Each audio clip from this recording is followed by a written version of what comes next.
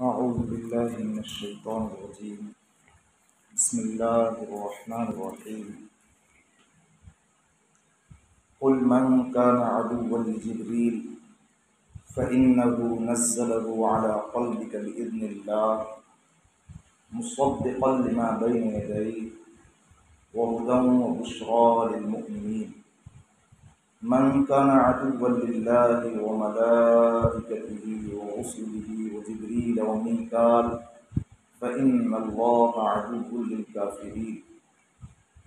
صدق الله العلي العظيم وصدق رسوله النبي الكريم ونحن على ذلك لمن الشاكرين والشاهدين والحمد لله رب العالمين.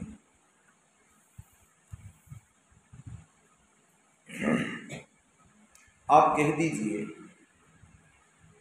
جو جبرائیل کا دشمن ہے تو یقیناً جبرائیل نے آپ کے دل پر اس قرآن کو پہنچایا ہے اللہ تبارک و تعالیٰ کے حکم سے، اللہ کی اجازت سے. جو قرآن اپنے سے پہلے کی کتابوں کی تصدیق کرنے والا ہے اور ہدایت کا ذریعہ ہے اور ایمان والوں کے لیے خوشخبری ہے. جو شخص اللہ کا اور اس کے فرشتوں کا اور اس کے پیغمبروں کا اور جبرائیل اور میکائیل علیہم الصلاۃ والسلام کا دشمن ہوگا تو یقیناً اللہ تبارک و تعالی دشمن ہے ان کافروں کا. ماقبل سے ہی بنو اسرائیل کی برائیاں، ان کی قباحتیں اور ان کی شناعتیں بیان کی جا رہی ہیں. یہاں اس آیت شریفہ میں اور اس کے بعد کی آیت شریفہ میں جو مضمون ذکر کیا گیا ہے وہ یہ ہے کہ بعض یہودیوں نے اللہ کے نبی صلی اللہ علیہ وسلم سے یہ سن کر کہ وحی جو فرشتہ لاتے ہیں تو وہ جبرائیل علیہ الصلاۃ والسلام ہیں، یہ سن کر بعض یہودیوں نے یہ کہا کہ ان سے تو ہماری دشمنی، جبرائیل سے ہماری دشمنی، کیونکہ ہماری قوم پر، ہماری برادری پر جتنی بھی آفتیں، بلائیں اور عذابات لائے ہیں تو وہ جبرائیل ہی لائے ہیں، اور تو اور مشکل ترین احکامات جو ہمارے پاس لائے ہیں تو وہ بھی جبرائیل ہی لائے. اس لیے جبرائیل سے تو ہماری دشمنی ہے. اگر آپ کے پاس وحی میکائیل لاتے تو وہ اچھے فرشتے ہیں تو ہم پھر مانتے ہیں. میکائیل اچھے فرشتے کیوں ہیں؟ اس لیے کہ ان کے ذمے رحمت اور بارش کا نظام ہے. اللہ تبارک و تعالیٰ کا سسٹم ہے. اللہ تبارک و تعالیٰ کی جو ایک معصوم مخلوق ہے جو نور سے پیدا ہے، نور سے پیدا، وہ فرشتے کہلاتے ہیں. اور ان کی تعداد کتنی ہے؟ اللہ تبارک و تعالیٰ نے خود فرمایا 29ویں پارے میں سورہ مدثر میں کہ وَمَا يَعْلَمُ جُنُودَ رَبِّكَ إِلَّا هُوَ، کہ آپ کے پروردگار کے لشکروں کی تعداد، یعنی آپ کے پروردگار کے فرشتوں کی تعداد کوئی نہیں جانتا. اگر جانتا ہے تو صرف اللہ تبارک و تعالیٰ ہی جانتا ہے. یہ فرشتوں کی تعداد ہے، فرشتوں کی. تو ان فرشتوں میں 4 انتہائی مقرب اور اشرف ترین فرشتے ہیں: جبرائیل، میکائیل، اسرافیل اور عزرائیل، یعنی کہ ملک الموت علیہم الصلاۃ والسلام. پھر ان چاروں میں بھی سب سے جو افضل ہے تو وہ حضرت جبرائیل علیہ الصلاۃ والسلام. اللہ تبارک و تعالیٰ نے الگ الگ فرشتوں کو الگ الگ کام سونپ رکھے. پورا ایک ڈپارٹمنٹ ہے فرشتوں کا تو جو حضرت میکائیل علیہ السلام ہیں ان کے ذمے اللہ تبارک و تعالیٰ نے بارش کا نظام وہ سونپ رکھا ہے. جیسا کہ اسرافیل علیہ السلام کو جب سے پیدا کیا گیا ہے، جب سے تب سے وہ اپنے قدموں کو جمائے ہوئے سور پھونکنے کے لیے بالکل تیار کھڑے. ایک حدیث میں اللہ کے نبی صلی اللہ علیہ وسلم نے ارشاد فرمایا کہ میں کیسے نعمتوں میں زندگی گزاروں، میں کیسے ان دنیا کی نعمتوں میں اپنے آپ کو لگا کر خوش عیشی والی زندگی بسر کروں، جبکہ اسرافیل نے سور کو اپنے منہ میں لگا رکھا ہے. سور کو جس میں سور پھونکا جانا ہے، جو ایک سینگ کی طرح نفخ فی السور جو ہونا ہے، سور میں جو پھونکا جانا ہے. تو حضرت اسرافیل علیہ السلام نے اپنے منہ میں قدموں کو جمائے ہوئے اور کان اللہ کے حکم کی جانب لگائے ہوئے، پیشانی اللہ کی جانب جھکائے ہوئے، وہ تب سے ہی، جب سے ان کو پیدا کیا گیا تب سے ہی وہ اسی انتظار میں کھڑے ہیں کہ بس ادھر حکم ہو کہ پھونک دو اور میں سور پھونک. یہ حضرت اسرافیل علیہ السلام کا کام ہے، ان کی ذمہ داری. اور وہ جو سور ہے جس میں پھونکا جانا ہے سینگ کی طرح، تو اس کی جو کشادگی ذکر کی گئی ہے، وہ کشادگی، اس کا پھیلاؤ وہ اتنا ہے جتنا کہ آسمانوں اور زمینوں کو گھیر لے. تبھی تو وہ جب پھونکیں گے تو ہر جاندار تک وہ ہوا، وہ پھونک پہنچنی اور مر جانا. لوگ اپنے اپنے کاموں میں ہوں گے. حدیث شریف میں آتا ہے کہ دکاندار اور گراہک وہ اپنے اپنے سامان کی خریداری اور فروخت میں لگے ہوئے ہوں گے. حدیث میں جو الفاظ ہیں جس کا خلاصہ یہ ہے کہ دکاندار نے اپنا کپڑا پھیلائے ہوئے ہوگا اور وہ شخص جو خریدنے کے لیے گیا ہوا ہوگا تو وہ خریدنے کے لیے تیار ہوگا. وہ لپیٹ نہیں پائے کپڑا، نہ یہ وہ مکمل طور پر دے پائے گا، نہ وہ لے پائے گا، یعنی سودا مکمل نہیں ہو پائے گا. سر پھونک دیا گیا ہوگا اور وہ وہیں کے وہیں ڈھیر ہو جائے. ان لوگ اپنے اپنے کاموں میں مشغول ہوں گے. اسی لیے تو کئی جگہوں پر آیا کہ قیامت اچانک آ جائے گی، یعنی کہ پتہ ہی نہیں ہوگا کہ قیامت آ جا رہی ہے. اس لیے کہ اس کا علم صرف اور صرف اللہ تبارک و تعالیٰ کو ہے کہ کس دن، کس وقت، کون سے سال میں، کون سے مہینے میں اور کون سے دن میں قیامت آنی، وہ اللہ تبارک و تعالیٰ ہی یقین کے ساتھ وہ جانتا ہے. تو بہرحال الگ الگ فرشتوں کو، ملک الموت ہیں، روحیں قبض کرنا ہے ان کا کام، تو الگ الگ فرشتوں کو الگ الگ ذمہ داریاں سونپ رکھی ہیں اللہ تبارک و تعالیٰ نے. حضرت جبرائیل علیہ السلام کے ذمے جو کام سونپا ہوا ہے وہ وحی لانے کا، چاہے وہ پچھلے پیغمبر رہے ہوں جن کے پاس وقتاً فوقتاً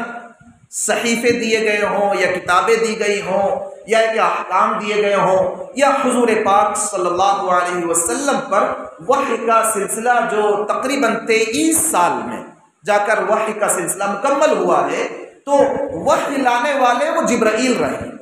تو بعض یہودیوں نے یہ کہا کہ جبرائیل جو ہے نا وہ تو بڑے مشکل احکام لاتے ہیں اور قوموں کو تہس نہس بھی جو کیا گیا ہے تو وہ جبرائیل کے ذریعے کیا گیا، اس لیے ہماری تو جبرائیل سے دشمن ہے، جبرائیل اچھے نہیں. اگر وہ میکائیل وحی لاتے نا تو وہ اچھے ہیں، وہ بارش لاتے ہیں، رحمت لاتے ہیں، تو ہم پھر ایمان لے آتے ہیں. اس طرح کی بات انہوں نے کہی. تو اللہ تبارک و تعالیٰ فرما رہا ہے، قل، پیارے پیغمبر آپ کہہ دیجیے، من کان عدوا لجبریل، جو جبرائیل کا دشمن ہوگا تو اسے سمجھ لینا چاہیے کہ وہ اللہ کا دشمن ہے. جبرائیل سے دشمنی پالنا اللہ سے دشمنی پالنا ہے. فَإِنَّهُ نَزَّلَهُ عَلَىٰ قَلْبِكَ بِإِذْنِ اللَّهِ، کیونکہ جبرائیل کے اپنے پاس تو وحی لائے نہیں ہے، کیونکہ جبرائیل نے اس قرآن کو نازل کیا، یعنی قرآن کو پہنچایا آپ کے قلب اطہر پر اللہ کے حکم سے. اللہ تبارک و تعالیٰ نے جو آیات دی، اللہ تبارک و تعالیٰ نے جو احکام دیے، اللہ تبارک و تعالیٰ نے تمہاری جو قلعی کھولی ہے کہ تمہارے آباء اور اجداد کے اور تمہارے اسلاف میں کیا کیا کرتوت رہے ہیں پچھلے نبیوں کے ساتھ، پچھلی کتابوں کے ساتھ،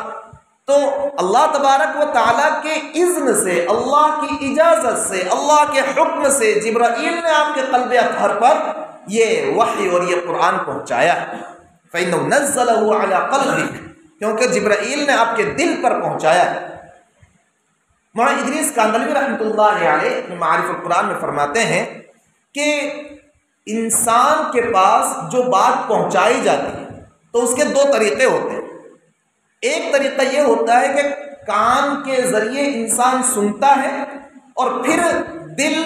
یا دماغ کے ذریعے انسان اس کو سمجھتا ہے، ایک طریقہ یہ ہوتا ہے، اور عام طور پر یہی طریقہ رائج ہے۔ انسان کان کے ذریعے سن رہا ہوتا ہے، پھر دل کے ذریعے وہ سمجھ رہا ہوتا ہے اور اس کو یاد رکھ رہا ہوتا ہے، اس میں تدبر کر رہا ہوتا ہے، غور فکر کر رہا ہوتا ہے، نصیحت لے رہا ہوتا ہے۔ اور دوسرا طریقہ جو اللہ کے مخصوص بندوں کے ساتھ ہوتا ہے، اللہ کے اولیاء کے ساتھ الہام کی شکل میں ہوا کرتا ہے، اللہ کے نبیوں کے یہاں جو وحی کی شکل میں ہوا کرتا ہے، وہ یہ کہ اللہ تبارک و تعالیٰ دل پر پہنچاتا ہے اور پھر دل سے کانوں اور زبانوں پر آ رہا ہوتا ہے۔ فَإِنَّهُ نَزَّلَهُ عَلَىٰ قَلْبِكَ، کیونکہ جبرائیل نے اس قرآن کو آپ کے قلب پر پہنچایا ہے، دل پر پہنچایا ہے، اور اسی کے ذریعے آپ کا یاد رکھنا آسان، اسی کے ذریعے آپ کا تدبر کرنا آسان، اور پھر اس کو ایک آدھ مرتبہ زبان سے پڑھا، کانوں تک پہنچا اور وہ دوسروں تک پہنچا دیا گیا۔ تو اصل یہ طریقہ اللہ تبارک و تعالیٰ کا مخصوص ہوا کرتا ہے اپنے مخصوص بندوں کے ساتھ۔ اسی لیے تو کہتے ہیں بھئی اللہ کا ولی ہے، اس کو الہام ہو گیا، کانوں سے سنا نہیں، زبان سے بولا نہیں، بھئی الہام ہو رہا ہے، کشف ہو رہا ہے، یہ سب دل کے کام ہے، یہ سب دل کے کام ہے۔ تو جو جتنا زیادہ پیغمبر کے طریقوں سے قرب اور نزدیکی رکھنے والا ہوتا ہے، وہ اتنا ہی زیادہ الہام اور کشف اور کرامات تک پہنچنے والا ہوا کرتا ہے۔ فرمایا فَإِنَّهُ نَزَّلَهُ عَلَىٰ قَلْبِكَ بِإِذْنِ اللَّهِ، تو اسے یاد رکھنا چاہیے کہ جبرائیل نے تو اس قرآن کو آپ کے قلب اطہر پر اللہ کے حکم سے اتارا ہے، جبرائیل کا اپنا خود کا کوئی کلام نہیں ہے۔ یہ دیکھو کہ یہ جو کلام اتارا ہے اس کی صفات کتنی زبردست ہے، یہ دیکھنا چاہیے۔ یہ کیا دیکھ رہے ہو، لے کر کون آیا، ارے بھائی پیغام کون لایا، یہ کیا دیکھتے ہو،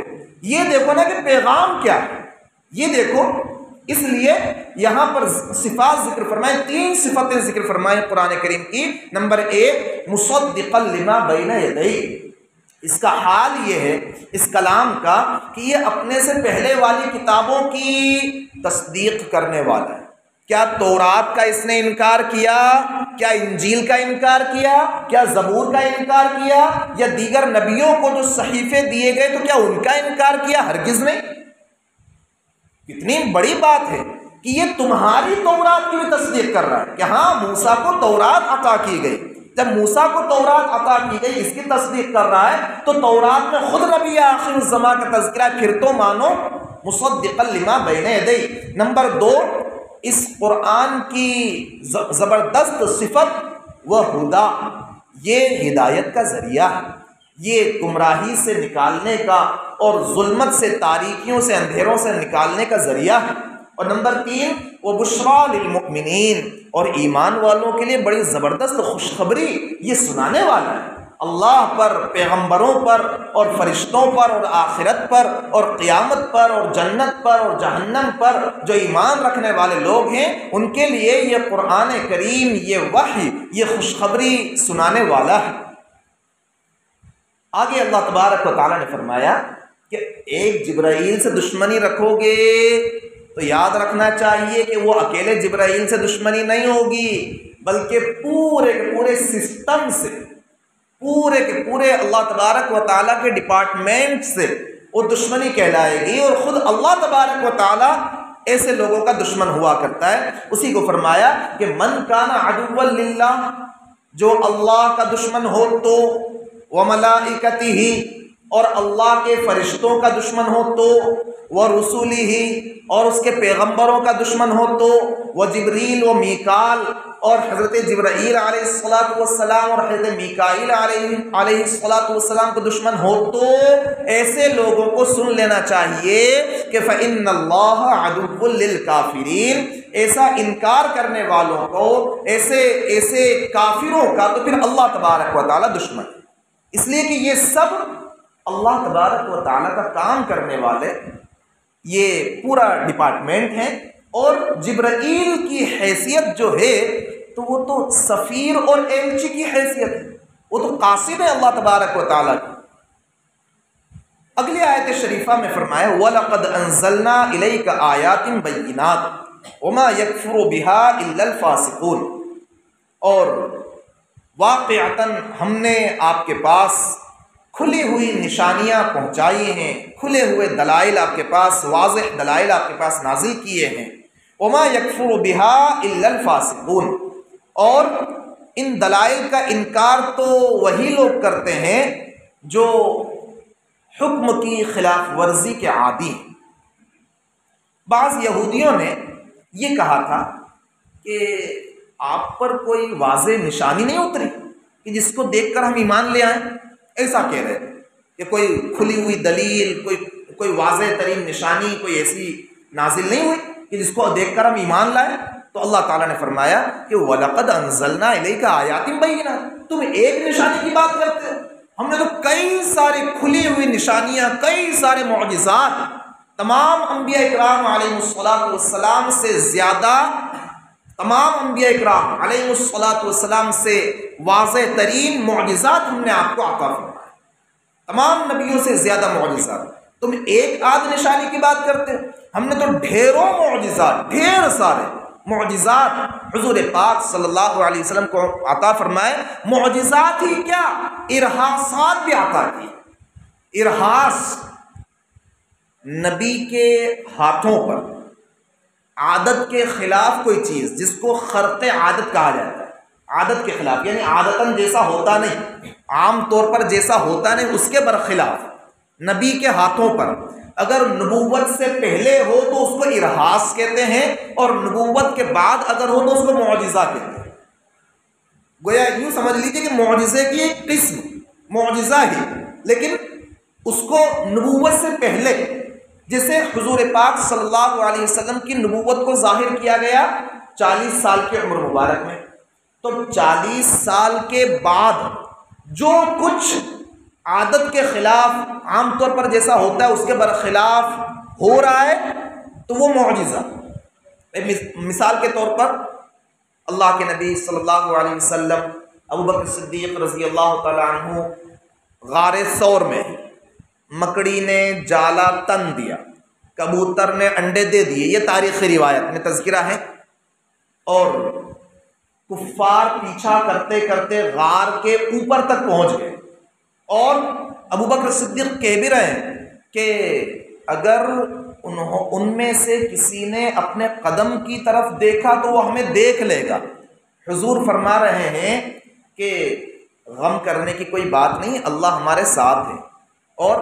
بعض روایت میں یہ جملہ ہے کہ اے ابو بکر، تمہارا ایسے دو کے بارے میں کیا گمان ہے جن دو کا تیسرا اللہ ہے؟ فما ظنک باثنین اللہ ثالثہما، اے ابو بکر تمہارا ایسے دو افراد کے بارے میں کیا گمان ہے جن دو کا تیسرا اللہ ہے، یعنی ہمارے ساتھ برابر کا اللہ، ہمارے ساتھ برابر اللہ تبارک و تعالی موجود ہے، ایسا سمجھو گے ہمارے ساتھ تیسرا جو ہے وہ اللہ ہے۔ تو اب وہاں تک پہنچ جانا اور مشرکین کا حضور اور ابو بکر صدیق کو نہ دیکھ پانا، یہ حضور کا معجزہ۔ تشریف لے جا رہے ہیں غار ثور میں، 3 دن قیام کرنے کے بعد، 3 دن قیام کرنے کے بعد وہاں سے نکل کر جا رہے ہیں، سراقہ پیچھے سے آتے ہیں، ابو بکر کہتے ہیں نبی جی پکڑے گئے، وہ آ گئے پیچھے سے، اس لیے کہ 100 اونٹوں کا انعام رکھا گیا تھا کہ جو پکڑ کر لائے 100 اونٹ ملیں گے اس کو۔ تو حضور نے فرمایا کہ لا تحزن ان اللہ معنا، غم مت کیجیے، فکر نہ کیجیے، اللہ ہمارے ساتھ ہے۔ اور ادھر ذرا سی دعا فرمائے، اور سراقہ کے گھوڑے کے پاؤں وہ سخت ترین زمین میں پیٹ تک دھنس گئے، اور بعض روایت میں آتا ہے کہ 3 مرتبہ دھنس گئے، 3 مرتبہ، یعنی کہ سراقہ کے گھوڑے کے پاؤں دھنسے، تاکہ میرا خیال ہے کہ وہ تمہاری دعاؤں کے نتیجے میں ایسا ہوا، آپ دعا بھی کر دو میرے لیے، بد دعا تو کی ہے لیکن دعا بھی کر دیجئے، میں کسی کو نہیں بتلاؤں گا، پھر واپس سے نکلے، پھر پیچھا کرنے لگے، 3 مرتبہ ایسا ہوا ہے۔ اور پھر تو سراقہ کا حال یہ ہو گیا کہ وہ واپس ہوئے تو اب کوئی راستے میں مل رہا ہے تو کہتے ہیں میں ادھر سب دیکھ کر آ رہا ہوں، جانے کی ضرورت نہیں ہے، جانے کی ضرورت نہیں ہے، میں سب دیکھ کر آ رہا ہوں، ادھر کوئی جانے کی ضرورت نہیں۔ یہ حضور کا معجزہ۔ غزوہ بدر کے موقع پر اللہ کے نبی صلی اللہ علیہ وسلم نے پہلے ہی 1 دن پہلے ہاتھ رکھ کر فرما دیا ھذا مصرع فلان، ھذا مصرع فلان، ھذا مصرع فلان، یہاں پر فلاں قتل ہوگا، یہاں پر فلاں قتل ہوگا، یہاں پر فلاں قتل ہوگا۔ جہاں حضور نے ہاتھ رکھ کر پیشین گوئی فرما دی تھی وہاں سے کوئی ذرا بھی ادھر ادھر نہیں ہوا۔ یہ حضور کا معجزہ۔ تو اسے کئی سارے معجزات، یہ تو وہ ہیں جو نبوت کے بعد کے، لیکن نبوت سے پہلے بھی اللہ کے نبی صلی اللہ علیہ وسلم سے خلاف عادت، خرق عادت جو چیزیں جن کو ارہاس کہا جاتا ہے وہ کئی ساری پیش آئی۔ مثال کے طور پر حضور پاک صلی اللہ علیہ وسلم حضرت حلیمہ سعدیہ کہ یہاں پر تھے شیرخواری کی حالت میں، وہیں پر، اور بچوں کے ساتھ کھیل رہے تھے، آپ بچوں کے ساتھ کھیل رہے تھے تو حضور کو جبرائیل آئے، لیٹایا، یہاں سے یہاں تک کھول دیا، اوپن سرجری کھول دیا، یہاں سے یہ جو ہنسلی کے یہاں کا جو گڑھا ہوتا ہے یہاں سے تو ناف تک اوپن کر دیا، دل کو نکالا، سونے کے تشت میں زمزم کے پانی سے زبردست طریقے سے حضرت جبریل علیہ الصلوۃ والسلام نے دھویا، علم، حکمت، ایمان سے اس کو لبریز کر دیا، جو ہلکا سا ٹکڑا ہوتا ہے اس کو نکالا، فرمایا کہ یہ شیطان کا حصہ ہوتا ہے، گندے خیالات وغیرہ جس کی وجہ سے آتے ہیں، اس کو نکالا، واپس سے اندر پیک کیا اور سلائی ولائی لگا دی۔ حضرت انس کہتے ہیں کہ میں سوئی کے نشان، یعنی سلائی کے نشان میں حضور کے سینے مبارکہ پر دیکھا کرتا تھا۔ یہ بچپن کی بات ہے، حضرت حلیمہ کے یہاں پر جب آپ تھے تب کی بات۔ 4 مرتبہ اس کو کہتے ہیں شق صدر۔ شق کے معنی پھاڑنا اور صدر کے معنی سینہ۔ ایک ہوتا ہے شق قمر، یعنی کہ چاند 2 ٹکڑے کرنا، وہ تو مکہ معظمہ میں حضور کی نبوت کے بعد کی بات ہے، شق قمر کا معجزہ۔ تو یہ شق صدر، حضرات محدثین کا کہنا ہے کہ 4 مرتبہ حضور کا شق صدر ہوا ہے، 4 مرتبہ آپ کے قلب اطہر کو نکال کر دھویا گیا۔ ایک تو یہ جبکہ حضرت حلیمہ کے یہاں پر تھے آپ، نمبر 2 10 سال کی عمر میں، 10 سال کی جب آپ کی عمر مبارک تھی تب واپس ایسا ہی ہوا۔ نمبر 3 جبکہ وحی کا سلسلہ شروع ہونا تھا، وحی کی شروعات ہونی تھی تب، اور نمبر 4 جبکہ آپ کو معراج پر لے جایا جانا تھا تو حتیم میں آپ کا شق صدر ہوا ہے۔ تو یہ جو نبوت سے پہلے ہوا، نبوت سے پہلے، یہ ارہاس کہلاتا ہے۔ جیسے حضور فرماتے ہیں کہ میری نبوت کو لوگوں کے سامنے ظاہر کیا گیا اس سے پہلے ہی، میں ایک پتھر ہے اس پتھر کو پہچانتا ہوں، وہ نبوت سے پہلے، نبوت ظاہر کی گئی اس سے پہلے مجھے سلام کیا کرتا تھا، السلام علیکہ یا رسول اللہ، السلام علیکہ یا نبی اللہ۔ حضور فرماتے ہیں میں اس پتھر کو پہچانتا ہوں۔ اس پتھر کے بارے میں 2 قول ہیں، ایک قول یہ کہ حجر اسود مراد ہے اس سے، اور دوسرا قول یہ کہ وہ حضرت خدیجہ اور کعبۃ اللہ کے درمیان ایک پتھر تھا جو زقاق حجر جس کو کہا جاتا ہے۔ تو حضور فرما رہے ہیں کہ میری نبوت ابھی ظاہر نہیں کی، اس سے پہلے ہی وہ پتھر مجھے سلام کیا کرتا تھا۔ حضور پاک صلی اللہ علیہ وسلم وہ تقریباً 12 سال کی عمر مبارک میں چچا ابو طالب کے ساتھ تشریف لے جا رہے ہیں تو بحیرہ راہب کے یہاں پہنچتے ہیں تو بحیرہ راہب کہتا ہے کہ وہ اس گھاٹی سے جب آپ چلے آ رہے تھے تو میں نے دیکھا کہ کوئی درخت اور کوئی پتھر ایسا باقی نہیں رہا جنہوں نے ان کو سجدہ نہ کیا، اور درخت اور پتھر جو سجدہ کر رہے ہوتے ہیں تو وہ اللہ تبارک و تعالیٰ کے حکم سے وہ سلامی کے طور پر وہ نبی کو سجدہ کر رہے ہوتے۔ تو یہ جو سب کچھ ہوا یہ ارہاس کہلاتا ہے۔ نبوت سے پہلے خرق عادت، یعنی عادت کے برخلاف جو ہوتا ہے، نبوت سے پہلے ہو ارہاس کہلاتا ہے، نبوت کے بعد ہو معجزہ کہلاتا ہے۔ تو حضور پاک صلی اللہ علیہ وسلم کو ارہاسات بھی عطا کیے گئے، معجزات بھی عطا کیے گئے، اور وہ بعض یہودی کہتے ہیں کہ کوئی واضح دلیل کیوں نہیں دی گئی؟ تو اللہ تعالیٰ فرما رہا ہے کہ تم ایک دلیل کی بات کرتے ہو، ایک آدھ معجزے کی بات کرتے ہو۔ وَلَقَدْ أَنزَلْنَا إِلَيْكَ آيَاتٍ بَيِّنَاتٍ، ہم نے تو آپ پر واضح ترین کئی ساری نشانیاں نازل کی ہیں، کئی ساری نشانیاں۔ لیکن وما یکفر بها الا الفاسقون، جو حکم عدولی کرنے والے ہوتے ہیں، جو خلاف ورزیاں کرنے والے ہوتے ہیں، اللہ کے احکامات سے جو نکلنے والے ہوتے ہیں، وہی انکار کر رہے ہوتے ہیں، لہذا ان کا جو معاملہ ہے وہ انکار کرنے کا حکم عدولی کی وجہ سے۔ اگلی آیت شریفہ میں اللہ تعالیٰ نے فرمایا اوَكُلَّمَا عَاهَدُوا عَهْدًا نَبَذَهُ فَرِيقٌ مِّنْهُمْ اوَكُلَّمَا عَاهَدُوا عَهْدًا نَبَذَهُ فَرِيقٌ مِّنْهُمْ، کیا اور جب کبھی بھی ان لوگوں نے کوئی عہد کیا ہوگا تو اس کو ان میں سے کسی نہ کسی فریق نے نظر انداز کر دیا ہوگا۔ یعنی ان کا معاملہ یہ ہے کہ جب بھی کوئی معاہدہ ہوا، کوئی ایگریمنٹ ہوا، کوئی بھی عہد کیا تو ضرور ان کے ہی کسی نہ کسی گروہ نے توڑا ہے اس کو۔ نبذہ فریق منہم، یعنی عہد کر کے، معاہدہ کر کے اس کی خلاف ورزی کرنا گویا یہ ان کا شیوا رہا ہے۔ بل اکثرهم لا یؤمنون، بلکہ ان میں کے اکثر لوگ وہ ہیں جو یقین رکھتے ہی نہیں، ایمان لانے والے ہی نہیں۔ اور لا یؤمنون یعنی تورات میں جو حضور پاک صلی اللہ علیہ وسلم کا ذکر خیر ہے اس کو ہی نہیں مانتے، تو قرآن کو کیا مانیں گے؟ یہ ہے کہ ان میں کے اکثر لوگ آپ پر ایمان لانے والے نہیں۔ اکثر اس لیے کہا کہ بعض لوگ ایمان لائے، جیسے مثال کے طور پر حضرت عبداللہ ابن سلام رضی اللہ تعالیٰ عنہ، اللہ کے نبی صلی اللہ علیہ وسلم کے مدینہ منورہ پہنچنے کی اطلاع جب عبداللہ ابن سلام رضی اللہ تعالیٰ عنہ کو ملی، عبداللہ ابن سلام جو تھے تو وہ یہودیوں میں بڑے بہترین انسان تھے، تورات کے بڑے زبردست عالم تھے وہ۔ تو عبداللہ ابن سلام کو جیسے ہی پتہ چلا کہ حضور مدینہ منورہ تشریف لا چکے ہیں تو وہ اپنے باغ میں کچھ پھل وغیرہ چن رہے تھے، جیسے ہی پتہ چلا سب کام کاج چھوڑ کر حضور پاک صلی اللہ علیہ وسلم کے پاس پہنچے اور پہنچ کر عرض کیا کہ میں 3 سوال آپ سے کرتا ہوں، یعنی گویا کہ آپ کا امتحان لے رہا ہوں، اور ان سوالوں کے جواب جو ہے وہ کوئی نبی ہی دے سکتا ہے، نبی کے علاوہ کوئی اور نہیں دے سکتا، اگر دے سکتا ہے تو وہ شخص جس کو نبی نے بتلا دیا۔ تو میں 3 سوالوں کے جواب 3 سوال کر رہا ہوں، اگر ان کے جواب آپ دے دیتے تو میں ایمان لے آؤں گا۔ چنانچہ انہوں نے سوال کیے کہ قیامت کی سب سے پہلی نشانی کیا؟ قیامت کی حضرت حضور پاک صلی اللہ علیہ وسلم نے فرمایا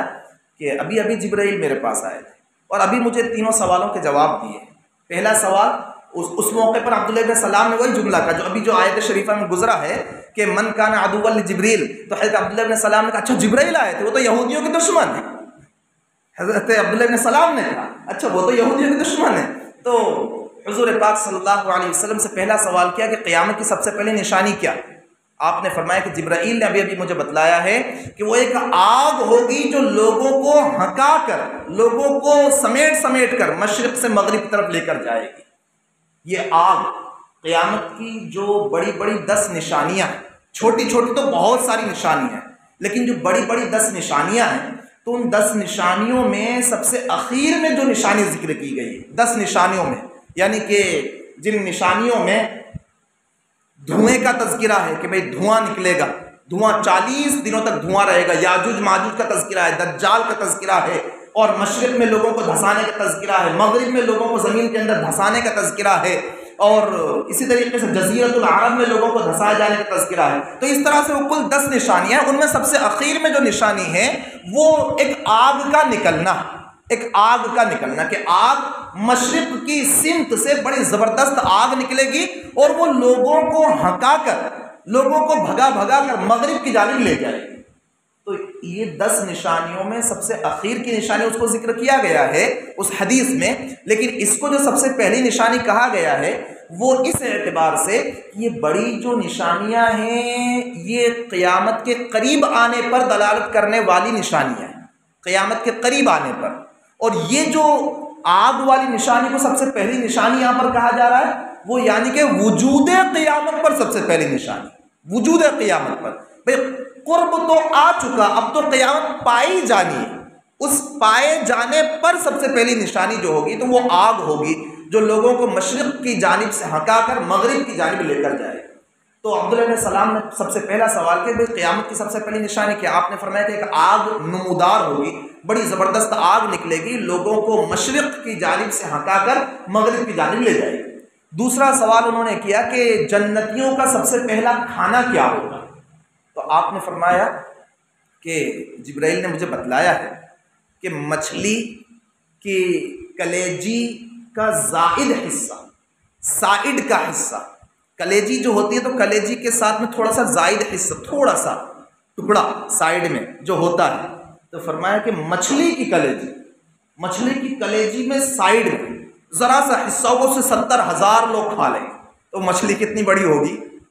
70,000 لوگ اس سے کھا رہے ہوں گے۔ اور تیسرا جو سوال کیا حضرت عبداللہ ابن سلام نے کہ میاں بیوی کا جب اختلاط ہوتا ہے، ملاپ ہوتا ہے، تو وہ کون سی چیز ہے جو پیدا ہونے والے کو باپ کی طرف کھینچ کر لے جاتی ہے، یا کہ پیدا ہونے والے کو ماں کی طرف کھینچ کر لے جاتی ہے؟ یعنی کہ بچہ ہوتا ہے یا بچی ہوتی ہے، تو یہ کیسے ہوتا ہے، یہ کیسے پتہ چلتا ہے؟ کون سی چیز ہے جو اس نطفے کو گویا لڑکا بناتا ہے، یا وہ کون سی چیز ہے جو نطفے کو لڑکی بناتی ہے؟ یعنی اس کا بنیادی سبب کیا ہے؟ حضور نے فرمایا کہ ابھی جبرائیل نے مجھے بتلایا ہے کہ جب مرد کا پانی عورت کے پانی پر سبقت کر جائے اور غالب آ جائے، مرد کا پانی جب عورت کے پانی پر سبقت کر جائے اور غالب آ جائے تو وہ نطفے کو اپنی طرف کھینچ لیتا ہے، یعنی کہ پیدا ہونے والا پھر لڑکا ہوتا ہے۔ اور جب عورت کا پانی مرد کے پانی پر سبقت کر جائے اور غالب آ جائے تو پھر وہ عورت اس نطفے کو اپنی طرف کھینچ لیتی ہے، یعنی کہ پیدا ہونے والی لڑکی ہوتی ہے۔ عبداللہ ابن سلام نے تینوں سوالوں کے جواب جب سنے، فوراً کہا اشہد ان لا الہ الا اللہ و اشہد انک رسول اللہ، فوراً ایمان لے آئے۔ تو اس لیے قرآن نے کہا کہ بل اکثرہم لا یؤمنون، کہ ان میں کے اکثر لوگ ایمان نہیں لائے، اکثر لوگ، اس لیے کہ بعض لوگ تو ایمان لائے ہیں، جیسے عبداللہ ابن سلام رضی اللہ تعالیٰ عنہ، اور بھی کئی لوگ۔ اگلی آیت شریفہ میں اللہ تعالیٰ نے فرمایا کہ وَلَمَّا جَاءَهُمْ رَسُولٌ مِّنْ عِنْدِ اللَّهِ، اور جب ان کے پاس عظیم الشان پیغمبر اللہ کی طرف سے آیا، کیسا پیغمبر؟ مصدق لما معہم، ایسا پیغمبر جو ان کے ساتھ کی کتاب، ان کے پاس کی کتاب کی تصدیق کرنے والا ہے، اس کو جھٹلا نہیں رہا ہے، تو بھی نبذ فریق من الذین اوتوا الکتاب کتاب اللہ وراء ظہورہم، تو ان لوگوں میں کے ایک فریق نے جن کو کتاب دی گئی، یعنی اہل کتاب کے ایک گروہ نے اللہ کی کتاب کو یعنی کہ قرآن کو پسے پشت ڈال دیا، ماننے سے انکار کر دیا، رسول کو ماننے سے انکار کر دیا، اللہ کی کتاب کو ماننے سے انکار کر دیا، کأنہم لا یعلمون، ایسا لگتا ہے گویا ان کو بالکل علم ہی نہیں ہے، بالکل یہ جہالت پر تلے ہوئے، اور جہالت ان کے اندر کوٹ کوٹ کر بھری ہوئی ہے۔ اب اللہ تبارک و تعالیٰ نے قرآن کے مقابلے میں تورات میں حضور کی جو نشانیاں بیان کی گئیں جن کو ماننا چاہیے، تو ان کے مقابلے میں جن چیزوں کی پیروی کی، جن چیزوں کو مانا، انہیں قرآن کریم نے اگلی آیات میں ذکر کیا ہے۔ فرمایا دیکھیے بہت اہم ترین آیات ہیں جن میں جادو کا تذکرہ ہے، جادو سے متعلق بعض احکام بھی ہمارے سامنے آنے والے ہیں، جادو کی قسمیں، جادو کتنے قسم کا ہوا کرتا ہے، جادو کا حکم کیا ہے، جادو سے متعلق بعض مسائل آ رہے ہیں۔ فرمایا وَاتَّبَعُوا مَا تَتْلُو الشَّيَاطِينُ عَلَى مُلْكِ سُلَيْمَانَ، اور انہوں نے یعنی یہودیوں نے تو اللہ کی کتاب کے مقابلے میں، تورات کے مقابلے میں، حضور پاک صلی اللہ علیہ وسلم کے مقابلے میں ایسی چیز کا اتباع کیا جس کو شیاطین پڑھا کرتے ہیں، جس کا چرچا شیاطین کرتے ہیں، جس کی تلاوت شیاطین کیا کرتے ہیں، انہوں نے اس چیز کی یعنی ان منتروں کی پیروی کی۔ وَاتَّبَعُوا مَا، انہوں نے ان منتروں کی پیروی کی، ان چیزوں کا اتباع کیا جنہیں شیاطین پڑھا کرتے تھے۔ علی ملک سلیمان، حضرت سلیمان علیہ السلام کی سلطنت کے زمانے میں، وما کفر سلیمان، حضرت سلیمان علیہ السلام نے کفر نہیں کیا، ولکن الشیاطین کفروا، لیکن شیاطین نے کفر کیا۔ یعلمون الناس السحر، شیاطین چاہے وہ انسانوں میں کے شیاطین ہو چاہے جنات میں کے شیاطین، اس لیے کہ شیاطین دو قسم کے ہوتے ہیں، انسانوں میں بھی بعض لوگ شیاطین ہوا کرتے ہیں، بولا ہی جاتا ہے بڑا شیطان قسم کا ہے وہ، تو شیاطین انہوں نے کفر کیا، وہ لوگوں کو جادو سکھلایا کرتے تھے، شیاطین لوگوں کو جادو سکھلاتے تھے۔ وما انزل علی الملکین ببابل ہاروت و ماروت، اور انہوں نے اس جادو کی پیروی کی جو دو فرشتوں یعنی کہ ہاروت اور ماروت پر اتارا گیا تھا بابل میں۔ وما يعلمان من احد، اور وہ دونوں فرشتے کسی کو نہیں سکھاتے، حتی یقولا، یہاں تک کہ وہ دونوں کے دونوں کہہ دیا کرتے، انما نحن فتنۃ، یقیناً ہم آزمائش کے لیے ہیں، فلا تکفر، تو دیکھنا کبھی کفر مت کر لینا، کافر مت بن جانا۔ لیکن فیتعلمون منہما، لوگ ان دونوں فرشتوں سے سیکھتے تھے، ما یفرقون بہ، ایسا جادو جس کے ذریعے وہ جدا کر دیتے تھے، تفریق ڈال دیتے بین المرء و زوجی، آدمی اور اس کی بیوی کے درمیان۔ وما هم بضارین بہ من احد الا باذن اللہ، اور وہ اس کے ذریعے کسی کو نقصان نہیں پہنچا سکتے تھے مگر اللہ تبارک و تعالیٰ کی مشیت سے۔ وَيَتَعَلَّمُونَ مَا يَضُرُّهُمْ وَلَا يَنفَعُهُمْ، اور وہ لوگ ایسی چیز سیکھتے تھے جو انہیں نقصان پہنچائے اور ان کو نفع پہنچانے والی نہ ہو۔ وَلَقَدْ عَلِمُوا لَمَنِ اشْتَرَاهُ مَا لَهُ فِي الْآخِرَةِ مِنْ خَلَاقٍ، اور واقعتاً انہوں نے جان لیا تھا کہ جس چیز کو انہوں نے اختیار کیا تو اس کا آخرت میں کوئی حصہ نہیں۔ وَلَبِئْسَ مَا شَرَوْا بِهِ أَنفُسَهُمْ، اور بڑی بری ہے وہ چیز جس کے ذریعے انہوں نے اپنے آپ کو بیچ دیا۔ لَوْ كَانُوا يَعْلَمُونَ، کاش کہ ان میں سمجھ ہوتی۔ یہاں ان آیات شریفہ میں اللہ تبارک و تعالیٰ نے ان یہودیوں کی، ان بنو اسرائیل کی مذمت بیان فرمائی ہے اس بات پر کہ انہوں نے قرآن کے بجائے، یعنی حضور پاک صلی اللہ علیہ وسلم کے زمانے میں قرآن، اور اس سے پہلے کے زمانے میں تورات اور اللہ کے جو احکام دیے گئے ان کے مقابلے میں انہوں نے پیروی کی تو کس چیز کی؟ ما تتلو الشیاطین علی ملک سلیمان، حضرت سلیمان علیہ السلام کی سلطنت کے زمانے میں شیاطین جو کچھ پڑھا کرتے تھے، جو کچھ منتر ونتر وہ پڑھتے تھے، اس کی انہوں نے پیروی کی۔ دیکھیے ان آیات سے متعلق چند باتیں پہلے ذکر کرتے ہیں، اس کے بعد پھر جادو کی قسمیں اور جادو سے متعلق احکام آپ کے سامنے آتے ہیں۔ پہلی بات یہ کہ یہ جو یہودی لوگ تھے یہ بڑے بیوقوف قسم کے لوگ تھے۔ حضرت سلیمان علیہ السلام کے بارے میں نعوذ باللہ بڑے عجیب قسم کی واہیات باتیں کہا کرتے۔ حضرت سلیمان علیہ السلام کے بارے میں یہاں تک انہوں نے کہہ دیا کہ حضرت سلیمان علیہ السلام وہ جادو کرتے تھے اور حضرت سلیمان نے نعوذ باللہ کفر اختیار کیا، نعوذ باللہ۔ موجودہ جو بائبل ہے تو بائبل کے اندر بھی اس طرح کی افواہ اور بکواس بھری ہوئی ہے، موجودہ بائبل میں بھی اس طرح کی بہت ساری چیزیں پیغمبروں کے بارے میں بڑی خطرناک، جو انسان کو ایمان سے کوسوں دور پھینکے، انسان کو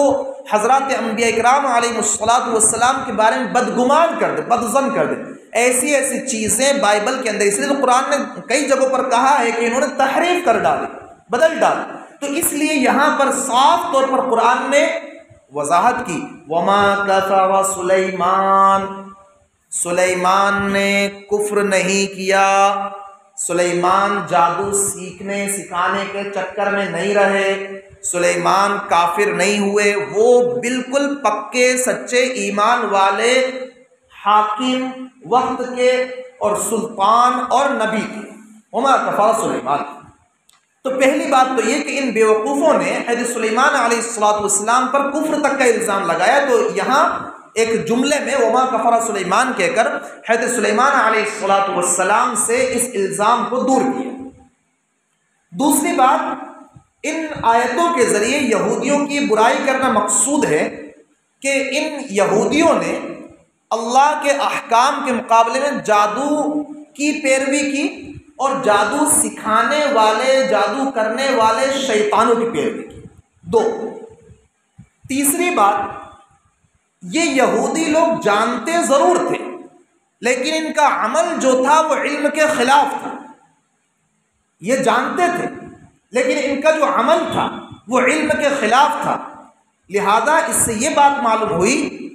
کہ جہاں عمل علم کے خلاف ہو تو وہ علم ہی جہالت کی طرح ہے۔ یہودی لوگ جانتے سب کچھ تھے، حضور کو پہچانتے تھے حضور کے زمانے میں اپنے بیٹوں کو پہچاننے کی طرح، لیکن پھر بھی عمل میں اس سے پہلے والے زمانوں میں تورات پڑھتے تھے، تورات میں حضور پاک صلی اللہ علیہ وسلم کی نشانیوں کو واضح طور پر ذکر کیا۔ مشکات المصابیح میں حدیث ہے کہ اللہ کے نبی صلی اللہ علیہ وسلم کی خدمت میں ایک یہودی لڑکا آیا کرتا تھا۔ ایک مرتبہ وہ بیمار پڑ گیا اور زیادہ بیمار ہو گیا، حضور نے اپنے صحابہ سے کہا چلو بھائی اس کی عیادت کرنے کے لیے تشریف لے جاتے ہیں۔ حضور کے پاس یہودی لڑکا حضور کی خدمت میں آیا کرتا تھا، بیمار پڑ گیا، حضور عیادت کے لیے تشریف لے جا رہے ہیں۔ اس سے مسئلہ بھی معلوم ہو گیا کہ کافر کوئی ملنے جلنے والا ہے تو عیادت کے لیے جانا، اس کی بیمار پرسی کے لیے جانا کوئی بری بات نہیں، بلکہ انتقال ہو گیا ہے کافر کا تو اس کے گھر جا کر تعزیت کر دینا، کچھ صبر کی باتیں کہہ دینا، کچھ اچھی باتیں جو ہمیں آتی ہوں قرآن حدیث کی دین کی باتیں کر دینا، تاکہ ایسے موقع پر انسان کا دل بہت نرم ہوتا ہے، پتہ نہیں کہاں چوٹ لگ جائے۔ تو گھر بالکل جا سکتے ہیں، گھر جا کر اس کی تعزیت کر سکتے ہیں، گھر جا کر کچھ صبر کی باتیں تلقین کر سکتے ہیں، اس میں کوئی حرج نہیں۔ تو حضور وہاں تشریف لے گئے۔ اس یہودی بچے کا جو باپ تھا تو وہ اس بچے کے سرہانے بیٹھ کر تورات پڑھ رہا تھا۔ جیسے مسلمانوں میں جب کسی کی طبیعت زیادہ ہی ناساز ہو تو سورہ یاسین شریف پڑھ رہے ہوتے ہیں، کوئی جانکنی کا عالم ہے تو یاسین شریف پڑھ دیجیے۔ اسی طرح بعض تفسیر کی کتابوں سے سورہ رعد کے پڑھنے کا بھی تذکرہ ملتا ہے کہ سورہ رعد جو 13ویں پارے میں وہ بھی پڑھی جا سکتی ہے ایسے شخص کے پاس جو قریب المرگ ہے، تو سورہ رعد پڑھنا یہ بھی پسندیدہ ہے، اور سورہ یاسین شریف کا پڑھنا وہ زیادہ مشہور ہے۔ تو وہ بس کچھ اسی طرح سے تورات کا کچھ حصہ پڑھ رہا تھا اس اپنے بیٹے کے سرہانے، اس لیے کہ وہ جانکنی کا عالم تھا گویا۔ تو چونکہ اس کے ہاتھ میں تورات تھی تو اللہ کے نبی صلی اللہ علیہ وسلم نے پوچھا کہ میں تمہیں اللہ کا واسطہ دے کر پوچھتا ہوں، تم مجھے بتلاؤ کہ کیا تم تورات میں میری تعریف، میری توصیف، میری بعثت، میرا مکہ معظمہ سے ہجرت کر کے مدینہ منورہ جانا، ان سب چیزوں کا تذکرہ پاتے ہو کہ نہیں پاتے ہو؟ اس کے ہاتھ میں تورات تھی، میری تعریف، میری توصیف، میری بعثت اور میرا مکہ سے نکل کر مدینہ جانا، ان سب چیزوں کا تذکرہ پاتے ہو؟ اس نے کہا نہیں، تورات میں کچھ نہیں پاتے ہیں، کوئی آپ کی تعریف، توصیف اور کوئی آپ کی بعثت اور کوئی آپ کا مکہ سے مدینہ نکل کر جانا، ہجرت، بعثت، کچھ نہیں پاتے۔ وہ یہودی لڑکا جو بستر پر تھا تو چونکہ وہ بھی تورات پڑھنا جانتا تھا، اس نے بھی تورات پڑھ رکھی تھی اور حضور کی تعریف اور توصیف کو پڑھا، تبھی تو حضور کی خدمت میں جاتا تھا۔ اس نے کہا اللہ کے نبی صلی اللہ علیہ وسلم نہیں ہم پاتے ہیں آپ کی تعریف بھی، آپ کی توصیف، آپ کی ظاہری شکل و صورت، آپ کی باطنی سیرت اور کردار اور آپ کی بعثت اور آپ کی ہجرت وغیرہ سب کا تذکرہ ہم پاتے ہیں۔ میرا جو باپ ہے وہ جھوٹ بول رہا ہے، میرا جو باپ ہے وہ جھوٹ بول رہا ہے، اور میں گواہی دیتا ہوں کہ اللہ کے سوا کوئی معبود نہیں اور آپ اللہ کے رسول۔ فوراً اس نے کلمہ پڑھ لیا۔ دیکھیں، بیماری کی حالت میں، پریشانی کی حالت میں جب کوئی انسان ہو اس وقت اس کے پاس جائیں اور اس کے سر پر ہاتھ رکھ دیں، اس کے ہاتھ میں اپنا ہاتھ دے دیں، کچھ ایسی باتیں کہہ دیں کہ اس کا دل جو ہے وہ پسیج جائے، تو پھر وہ زندگی بھر احسان نہیں بھولا کرتا۔ ایسے انسان جو ہوتے ہیں وہ دعوت بہت جلدی قبول کرتے ہیں۔ بیماروں کے پاس عیادت کے لیے چلے جائیں، کچھ تھوڑا بہت بسکٹ کے پیکٹ کم از کم لے گئے، پھل فروٹ اگر نہیں لے جا سکتے تو بسکٹ کا پیکٹ لے گئے، کچھ تھوڑا بہت ہلکا پھلکا کچھ ناشتہ پانی لے گئے، اور ایسے وقت میں جا کر جب کوئی اچھی بات کہی جا رہی ہوتی ہے تو انسان بسا اوقات زندگی بھر عمل کرنے والا بن جاتا ہے۔ فوراً اس نے کلمہ پڑھ لیا۔ اللہ کے نبی صلی اللہ علیہ وسلم نے فرمایا، چونکہ کلمہ پڑھ لیا اس نے، حضور نے فرمایا اٹھاؤ اس کے باپ کو، یہاں سے اٹھا دو اس کو، وَلُو أَخَاكُمْ، اور تم اپنے اس ایمان والے بھائی کے ذمہ دار بن جاؤ، یعنی کہ اب کفن، دفن، تجہیز، تکفین، تدفین سب تم کو انجام دینا۔ اس نے کلمہ پڑھ لیا اس نے، فوراً اس کے باپ کو اٹھا دیے گئے وہاں سے، اور وہ حضرات صحابہ اکرام کے ذمے اس کے تجہیز، تکفین وغیرہ کو کر دیا گیا۔ تو بہرحال وہ جانتے سب کچھ لیکن مانا نہیں کرتے۔ تو ان آیات شریفہ سے یہ بات معلوم ہو رہی ہے کہ صرف جاننا کافی نہیں ہوتا ہے، بلکہ وہ علم جس پر عمل نہ ہو، تدبر نہ ہو، غور فکر نہ ہو، تو وہ جہالت کی مانند ہے۔ چوتھی بات ان آیات شریفہ میں جو ذکر کی گئی ہے، جو معلوم ہو رہی ہے، وہ یہ کہ عراق کے شہر بابل کا جادو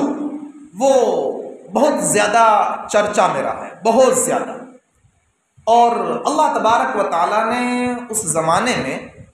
دو فرشتوں کو، ہاروت اور ماروت کو بھی نازل فرمایا، انسانی شکل شباہت دے کر اور انسانی اوصاف وغیرہ عطا فرما کر۔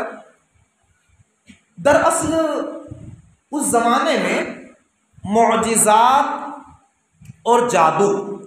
ان کے درمیان اختلاط بہت ہونے لگا تھا، لوگ فرق نہیں کر پا رہے تھے۔ بھئی جادو میں بھی کیا ہوتا ہے؟ جادو میں بھی یہ ہوتا ہے کہ عادت کے خلاف ایک انسان آگ کے اندر جا رہا ہے اور جل نہیں رہا ہے۔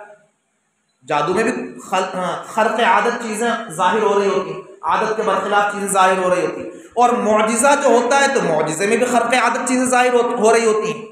تو دونوں میں بڑا خلط ملط ہونے لگا، لوگ تمیز نہیں کر پا رہے۔ تو اللہ تبارک و تعالیٰ نے یہ جو کفریہ، شرکیہ، فسقیہ جادو ہوا کرتا ہے، اس کے مقابلے میں معجزات کو واضح کرنے کے لیے دو فرشتوں کو، ہاروت اور ماروت کو اتارا، اور ان فرشتوں کو اللہ تعالیٰ نے جادو عطا فرمایا تھا۔ وہ لوگوں کو اگر سکھاتے تھے تو لوگوں کو پہلے کہہ دیا کر وَمَا يُعَلِّمَانِ مِنْ أَحَدٍ، وہ کسی کو نہیں سکھلاتے تھے، یہاں تک کہ کہہ دیا کرتے تھے کہ إِنَّمَا نَحْنُ فِتْنَةٌ، کہ ہم آزمائش کا ذریعہ بن کر آئے ہیں، یہ جو جادو ہے یہ آزمائش کی چیز ہے۔ یعنی یا تو یہ کہ جادو سیکھ کر انسان دوسروں کو نقصان پہنچانے والا بن جائے، اور تو یہ فتنہ آزمائش، اور یا یہ کہ جادو اس لیے سیکھ رہا تھا کہ اپنی جان بچا سکے، اپنے آپ کو نقصان سے بچا سکے۔ تو دیکھنا انما نحن فتنہ، ہم جو ہے نا آزمائش بن کر آئے ہیں، فلا تکفر، تو کہیں کفر اختیار مت کر لینا، یعنی جادو کے راستے سے کفر تک مت چلے جانا۔ لیکن لوگوں کا حال کیا ہوا کہ وہ سیکھتے تھے یہ کہہ کر کہ نہیں ہم تو بچاؤ کے لیے سیکھ رہے ہیں۔ دیکھو آسان لفظوں میں سمجھانے کی کوشش کرتا ہوں کہ کیا ہوتا ہے کہ بھئی ذرا یہ موبائل چلانا ہم کو سکھا دیجیے، اس میں ہم کو بیان سننا ہے، اس میں ہم کو نعتیں سننا ہے، اس میں نظمیں سننا ہے، اس میں ہم کو فلاں اچھی خبریں دیکھنا ہے۔ اب وہ کسی ماہر نے، تجربے کار نے سکھا دیا، لیکن دل کے اندر چور ہے، دل میں یہ چور بیٹھا ہے کہ اسے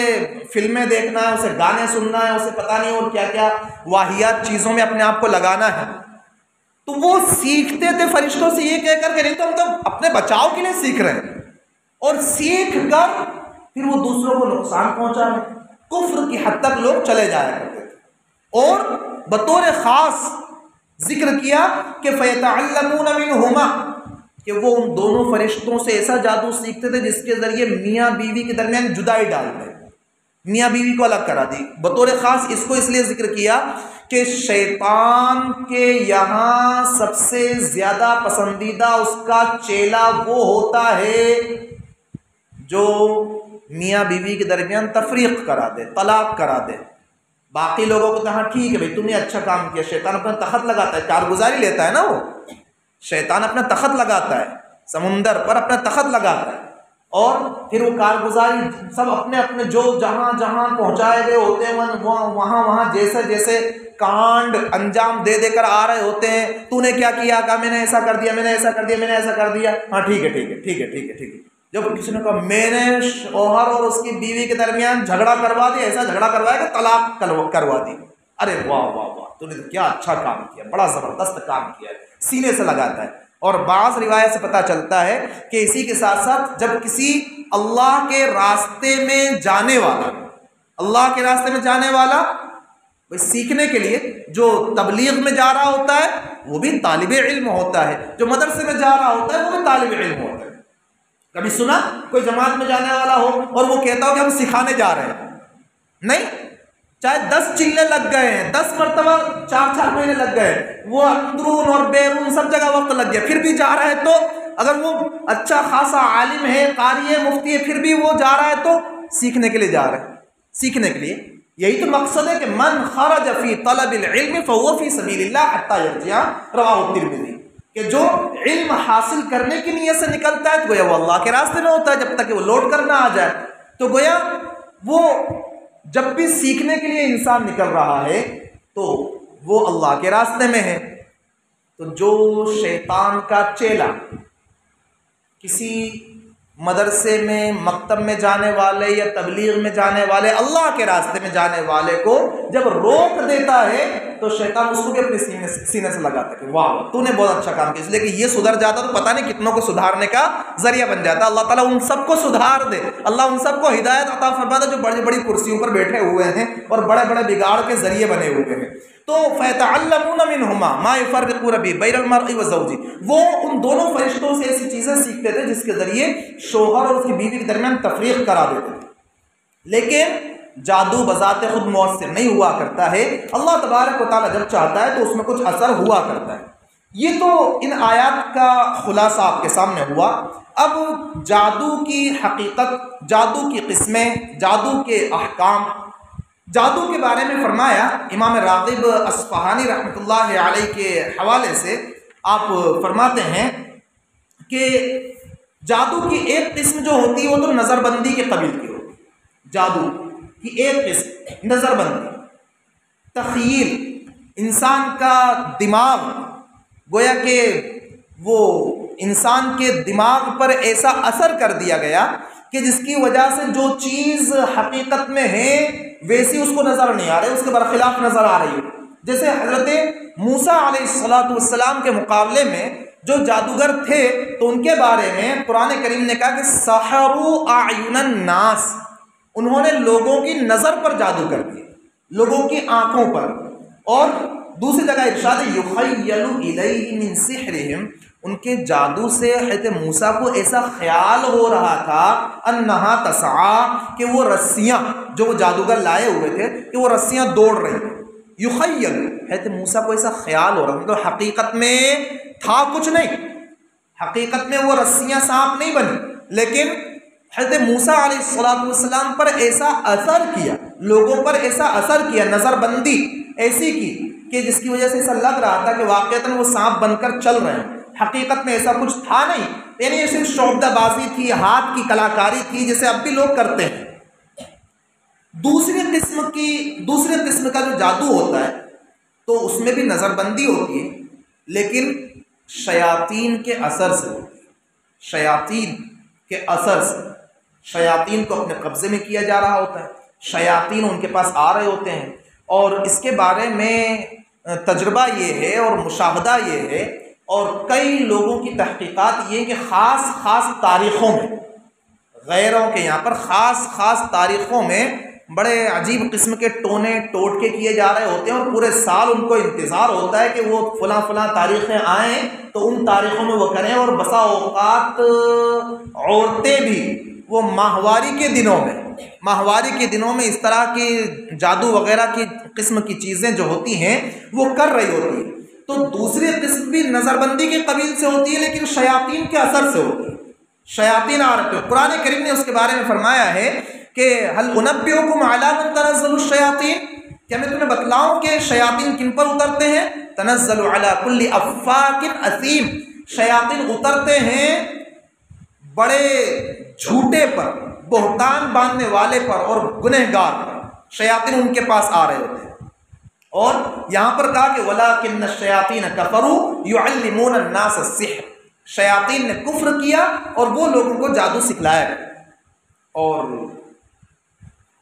جو بنگال کا کالا جادو بہت مشہور ہے، تو اس کے بارے میں بعض بنگال کے ساتھیوں نے بتلایا کہ سب سے خطرناک جادو وہ ہوتا ہے جس میں گندگی کو زیادہ سے زیادہ استعمال کیا جاتا ہے، یہاں تک کہ گندگی کو، غلاظت کو، پاخانے کو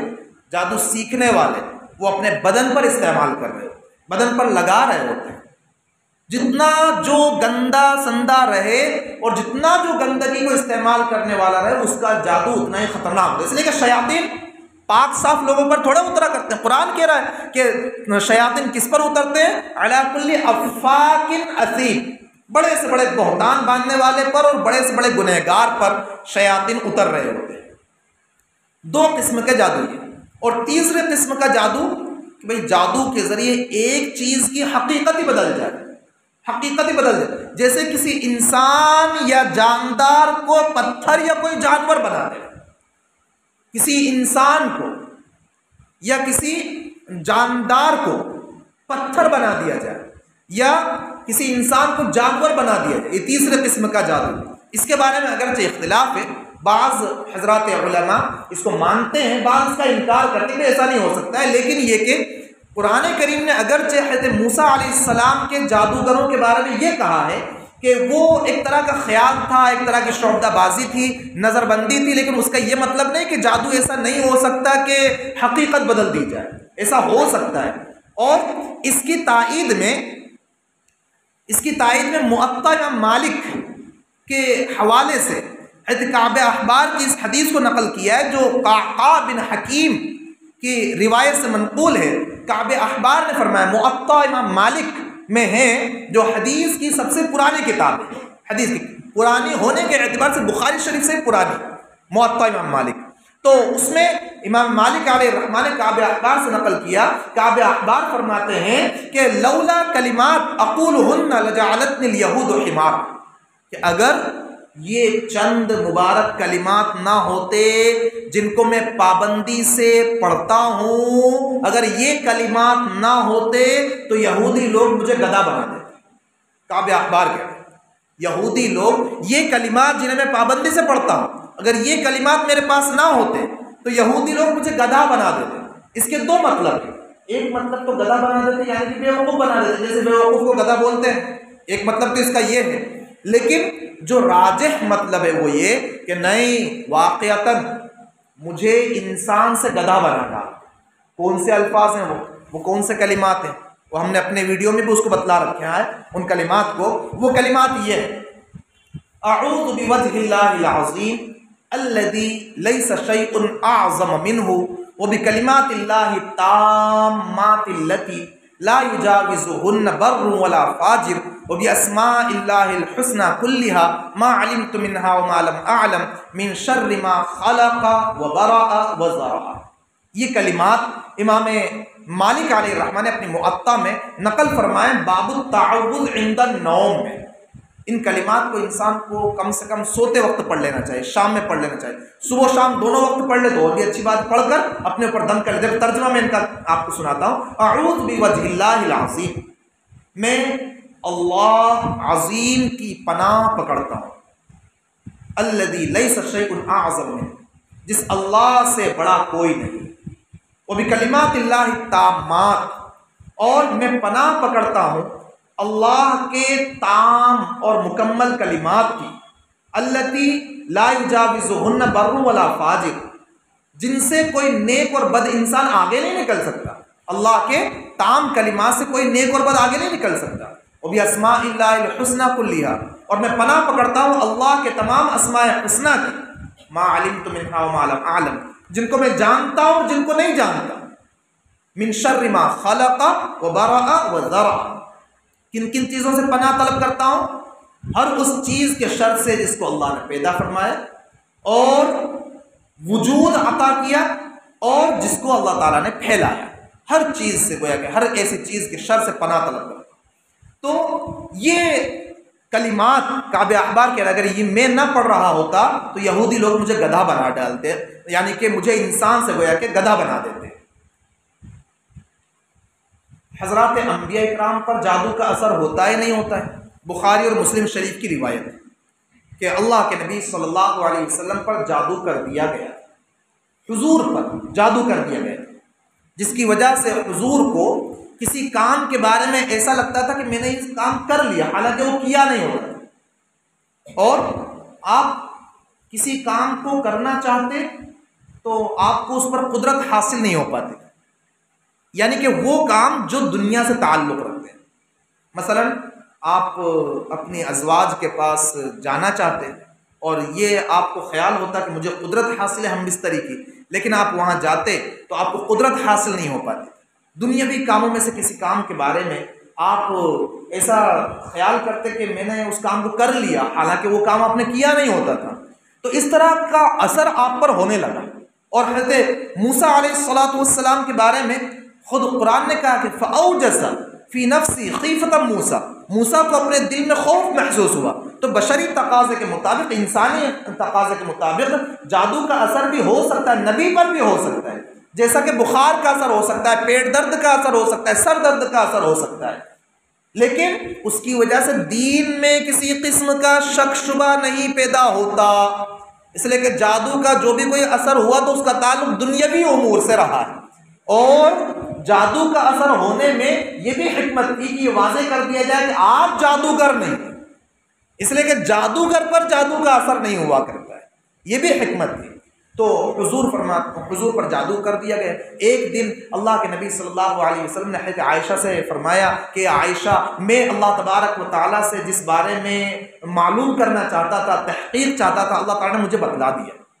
حضرت عائشہ نے پوچھا کیا بتلا دیا؟ کہا کہ میرے پاس دو آنے والے آئے، یعنی کہ دو فرشتے میرے پاس آئے،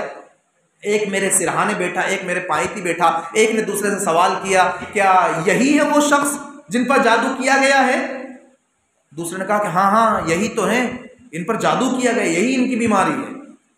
سوال کیا کس نے کیا؟ دوسرا جواب دے کہ لبید بن اعصم یہودی نے کیا ہے۔ کہا اچھا کن کن چیزوں میں کیا؟ کہا کہ وہ کنگھی میں، کنگھی اور کنگھی سے گرنے والے بال، جب انسان کنگا کرتا ہے کچھ بال آ جاتے ہیں، کہا کنگھی میں اور کنگھی سے گرنے والے بالوں میں، اور نر کھجور کے خوشے میں، کھجور کا جو خوشہ ہوتا ہے اس میں، ان چیزوں میں کیا ہے، گرہیں ورہیں لگا کر اور وہ ڈال دیا گیا۔ کہاں ہیں وہ چیزیں؟ تو دوسرا فرشتہ جواب دے رہا ہے کہ وہ بئر زروان میں، زروان نامی کنویں میں ہے۔ چنانچہ حضور فرماتے ہیں کہ میں صحابہ کے ساتھ گیا اور وہاں جا کر وہ سب چیزوں کو نکالا، اور فرمایا بخاری مسلم شریف کی روایت میں کأن ماءها نقاعۃ حنہ، اس کنویں کا پانی ایسا ہو گیا تھا جیسے اس میں کوئی مہندی گھول دی گئی، اتنا لال ہو گیا تھا اس جادو کے اثر سے۔ روایات سے معلوم ہوتا ہے کہ 40 دن تک آپ پر اس کا اثر رہا، بعض سے پتہ چلتا ہے کہ 6 مہینے تک اثر رہا، بعض سے پتہ چلتا ہے کہ 1 سال تک اس کا اثر رہا۔ حضرات محدثین نے ان میں تطبیق دی اور کہا کہ 40 دن تک بہت زیادہ اثر رہا، 6 مہینے تک ذرا کم ہوا اور اثر کم رہا، اور 1 سال تک بہت معمولی سا اثر رہا۔ اسی موقع پر تو پھر اللہ تبارک و تعالیٰ نے، چونکہ وہ من شر النفاثات فی العقد ہے، یعنی پھونک گرہوں میں، گٹھانوں میں پھونک مارنے والیوں کے شر سے پناہ طلب کی گئی، تو پھونک مارنے والیاں لبید ابن اعصم کی بیٹیاں تھیں، وہ 11 گٹھانے لگائی تھی، اللہ تعالیٰ نے ان کے بدلے میں 11 آیتیں نازل فرمائیں، 11 آیتیں، سورہ فلق میں 5 آیتیں، سورہ ناس میں 6 آیتیں، کل یہ 11 آیتیں، ایک ایک آیت پڑھی گئی، ایک ایک گرہ کھلتی چلی گئی۔ تو میں اسی پر عرض کرتا ہوں، اور میں نے اس کو اپنے چینل پر بھی بتلایا ہے کہ بھئی جب ان آیتوں کی برکت سے امام الانبیاء، نبیوں کے نبی، پیغمبروں کے سردار آقا جناب محمد الرسول اللہ صلی اللہ علیہ وسلم کا جادو ختم ہوا ہے، تو سورہ فلق اور سورہ ناس کی برکت سے امتی کا جادو ختم کیوں نہیں ہوگا؟ ان سورتوں کو اپنے معمول میں رکھنا چاہیے، پڑھنا چاہیے، اور یہ کلمات جو ہیں، تو ان کلمات کو ہم نے اپنے وہاں پر ڈسکرپشن میں ہندی میں بھی لکھ رکھا ہے، تو ان کلمات کو پابندی کے ساتھ پڑھنا چاہیے۔ تو بہرحال یہ جادو کے متعلق چند باتیں یہاں پر آپ کے سامنے ذکر کی گئیں۔ اب بعض مسائل یہاں پر ذکر کیے جا رہے ہیں آپ کے سامنے کہ بھئی جادو جو ہوتا ہے حقیقت کے اعتبار سے اس میں کفر اور شرک ہوتا ہے، شیاطین سے مدد لی جا رہی ہوتی ہے، جنات سے مدد لی جا رہی ہوتی ہے، شیاطین کے ذریعے اور جنات کے ذریعے جادو چونکہ کیے جا رہے ہوتے ہیں، کفریہ عمل اختیار کیا جا رہا ہوتا ہے، شرکیہ کام کیا جا رہا ہوتا ہے، اور بسا اوقات تو وہ ستاروں سے مدد لی جا رہی ہوتی ہے، ستاروں کی خاص تاریخوں میں وہ کام کیے جا رہے ہوتے ہیں۔ تو اس وجہ سے یہ جادو جو ہے یہ سیکھنا، سکھانا، یہ کفر اور شرک ہے، اور اگر کفریہ شرکیہ کوئی کام نہیں کیا جاتا ہے، فسق اور فجور کیا جاتا ہے، تو پھر گناہ کبیرہ ہوگا۔ اس کے متعلق بعض مسائل کہ جب یہ معلوم ہو گیا کہ جادو یا تو یہ کفر اعتقادی یا پھر کفر عملی ہوتا ہے، تو پھر اس کا سیکھنا بھی حرام، سکھانا بھی حرام۔ یعنی اعتقاد کے اعتبار سے کفر ہوتا ہے یا عمل کے اعتبار، یا تو عقیدہ رکھنا پڑتا ہے، نعوذ باللہ، اللہ تبارک و تعالیٰ کے خلاف، توحید کے خلاف شرکیہ عقیدہ رکھنا پڑ رہا ہوتا ہے، نبیوں کے خلاف عقیدہ رکھنا پڑ رہا ہوتا ہے، قرآن کے خلاف، تو پھر ایسا کام کرنا، سیکھنا، سکھانا سب حرام ہوگا، اور اس پر عمل کرنا بھی حرام۔ اسی کے ذیل میں ایک بات مجھے یاد آئی، وہ میں عرض کر دیتا ہوں۔ بعض لوگوں کی سوچ یہ بنی ہوتی ہے کہ سفلی کیا ہوا ہے تو سفلی کے ذریعے ختم ہوگا۔ بعض لوگوں کی سوچ یہ ہوتی ہے کہ بھئی گندا کرا ہوا ہے، کسی نے گندا کر دیا، کچھ وہ کیا کہتے ہیں اس کو، اوگڑیا، ایسا کچھ کہتے ہیں، سفلی، تو کہ وہ کیا ہوا ہے تو اسی کے ذریعے اس کی کاٹ اسی سے ہو سکتی ہے۔ بس میں ایک جملہ یہ کہنا چاہوں گا کہ کیا گندگی سے پاک ہو سکتی ہے؟ ہرگز نہیں۔ گندگی کو صاف کرنا ہے تو پانی جو پاک ہے وہ استعمال کرنا پڑے گا، اگر زیادہ بڑی گندگی ہے تو زیادہ پانی استعمال کرنا پڑے گا۔ تو بس اللہ کے کلام کو اور حضور سے جو کلمات منقول ہیں اس کو زیادہ سے زیادہ پڑھیں، 11 مرتبہ نہیں تو 21 مرتبہ، 41 مرتبہ، 71 مرتبہ، 313 مرتبہ پڑھیں، اس لیے کہ ہم بڑے شر کے دور میں، فتنوں کے دور میں اخلاص نہیں آ پاتا ہے 7 مرتبہ میں، 11 مرتبہ میں، تو جتنی مرتبہ میں اللہ کی جانب لو لگے اتنی مرتبہ پڑھیں، جتنا زیادہ پڑھنا پڑے۔ تو یہ غلط خیال ہے کہ وہ سفلی جو ہوتا ہے سفلی سے ختم ہوتا ہے، نہیں، سفلی پاکیزہ علم سے ختم ہوتا ہے، قرآن سے، حدیث کی دعاؤں سے ختم ہوتا ہے۔ آگے فرمایا ہے کہ ہاں اگر مسلمانوں سے